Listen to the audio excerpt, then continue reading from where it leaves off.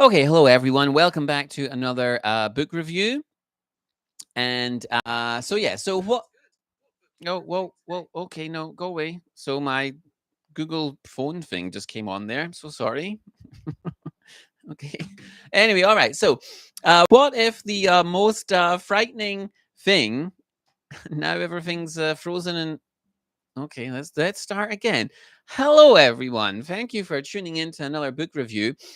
What if the most frightening thing in a book isn't a ghost, isn't some awful supernatural thing, but it's just hunger, debt, and the way a village destroys someone because of its suffering from so much poverty. So today on Soul Book Club, we are reviewing The Underground Village by Kang Kyeong-ae, translated by Anton Hur, and this is a 1930s set collection born of poverty and exile. Beautiful, beautiful image on the front cover and poverty, exile, and resistance. So Kang is writing from the borderlands of Manchuria and colonial Korea. And the result is extremely compelling. So we have landlords, fat landlords, stuffing their faces while peasants starve. We have a series of women who are exploited in different ways, and broken and discarded disabled people. So I'll specifically look at three stories from this collection. So Salt, Break the Strings, and the titled story, which is perhaps the most impactful one. And this is a story about a disabled young man called Chilsung, and he's fighting to survive in conditions that are so awful and disgusting. You can almost smell the squalor coming off the page. Anyway, the plots of these stories are quite sparse, and this is intentional. The aim is moral and intention, and even after 8, 9 decades, these stories still feel painfully current. So the Underground Village. The Korean title is Chiachon, and let's see. So the collection was initially published in 1936.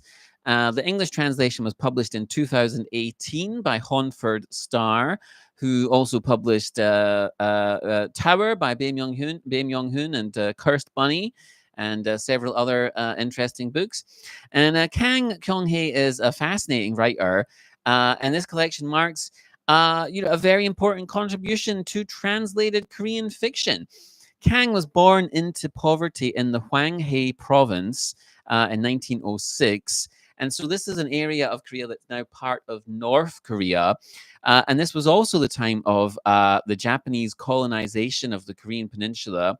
Her father died when she was 4 years old. Her mother remarried an older and a disabled man. And Kang taught herself to read, but she struggled to attend school due to poverty. And as an adult, she relocated to Jiandao, and that's a border region along the north bank of the Tumen River, and that's in the Jirin province of northeast China. And there's a high population of ethnic Koreans in this region. This area of Manchuria was a center for Korean independence fighters who were fighting against the Japanese rule.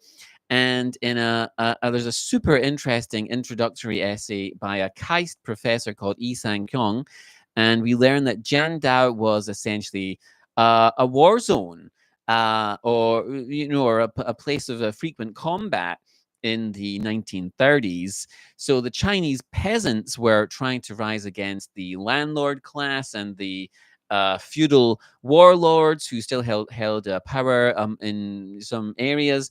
And then you had the Japanese imperialists who were trying to wipe out the Korean independence fighters, who were in turn obviously fighting back and trying to attack the Japanese army and soldiers. And so, as a result, though, at this time, Koreans were being persecuted, and especially in this area, and many had to flee. They often lost their homes, sometimes their lives, or their family members died, and it was an extremely challenging situation. And so, it's against this backdrop that Kang is writing, and most of these stories reflect that backdrop. They're all born from that set of circumstances. And so, how does she use these historical elements in her fiction? How does she weave these elements into her short stories? And she does this in a number of different ways. So, most of her work was written during this period, and she really poured, or just from reading this collection, she really poured all of her experiences into these short stories. We can see her very sharp awareness and class consciousness as she condemns the landlord. So in story after story, we have this very clear condemnation of the landlords and their sort of exploitative, extractive nature.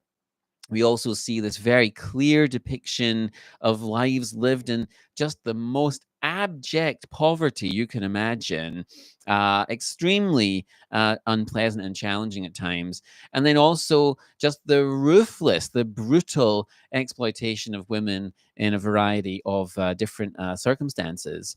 And through it all, you can feel her anger just radiating out. She's angry at utterly dissatisfied with the world and with these very many injustices. So, for example, let's start with Salt. So, there's a few stories that are like Salt. That are really about the corruption of this detested landlord class and the vulnerability of the poor tenants who are really at the mercy of the landlords. And in Salt, we have a peasant woman's husband leaves the house and doesn't return. She doesn't know what's happened to him. She speculates possibly he was killed by bandits or possibly by Chinese soldiers.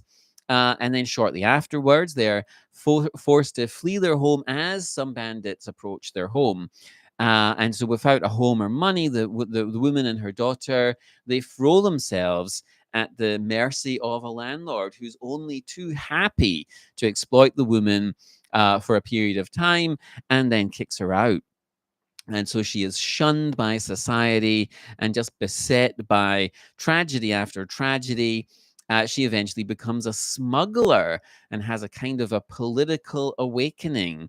And it's very evident what Kang is doing in stories such as this. There's a very sharp and pointed critique of wealth and poverty, the ease with which the rich mistreat the poor, and how this results in growing class consciousness and political radicalization. If we move on a little bit and look at another story called Break the Strings, we meet two young lovers who want to build a life together, but they're separated and ultimately doomed because they engage in political activities. They follow their consciences and are persecuted for it. So at the beginning of this story, Kang writes, "The white and red sails touching the sky beyond the watery horizon seemed lost and alone, like a pine tree clinging to a windy cliff. The waves relentlessly crash against the rocks, again and again, like humanity's very struggle for survival." And this could be a description of all the stories in the collection. Individuals crushed without mercy by a cruel and unforgiving world over and over again. And there's also quite an interesting translator's note in which the translator says, "Her stories are so simple in plot and her endings so perfunctory that the appeal for in writing these sketches must have lain in characterization and description." This is quite true. Some of the stories are very brief sketches that highlight some form of awful mistreatment. The young landlord's daughter who wants to help the kind workers and ends up dead, or the lifelong servant callously fired without a second thought. However, I think the most sustained and powerful depiction of poverty and cruelty is found in the heartbreaking title story. So, what aspect of poverty does Kang focus on in the collection's title story, The Underground Village? And I should note, The Underground Village is maybe one of the longest piece in the collection, and it was also published separately as part of the Asia Publishers Modern Korean Literature series. Might be her most famous story, perhaps. And so, anyway, yes. So, the Underground Village is a story about the extremely weak, the most vulnerable members of society. So, Chilsung is a disabled man who lives in poverty, lives in squalor with his mother and younger siblings in a very downtrodden farming community that is just barely surviving, just barely managing to continue. And life for Chilsung is essentially a daily struggle for survival, and just these just disturbingly awful conditions. His mother is forced to work constantly, and so has almost no time to care for her family. The family members have a variety of unpleasant illnesses and conditions, which are, of course, all exacerbated by extreme poverty, and which Kang describes in unflinching detail. We see how children are neglected, how the disabled are mistreated, and how the poor are seen as worthless and expendable. It's a damning portrait of a society that just doesn't care about its weak, about its vulnerable members, and a searing condemnation of human nature, in that it shows how awful we can be to one another when we are just desperate to survive. And like many of the stories in this collection, the intervening decades have not dimmed its power. Kang's stories still have the ability to shock and are arguably just as relevant today as they were all those years ago. So, if you read this collection, which story hit you the hardest and why? Was it the political awakening stories like Salt? Was it the doomed idealism of Break the Strings? Or the unflinching portrait in the underground village? Do Kang's targets, such as class cruelty and the abandonment of the vulnerable, feel any less relevant now? So please feel free to leave a comment. And if you enjoyed this review, please like, subscribe, ring the bell, all the rest of it. And I will be back in another video sometime soonish. So take care and thanks for watching.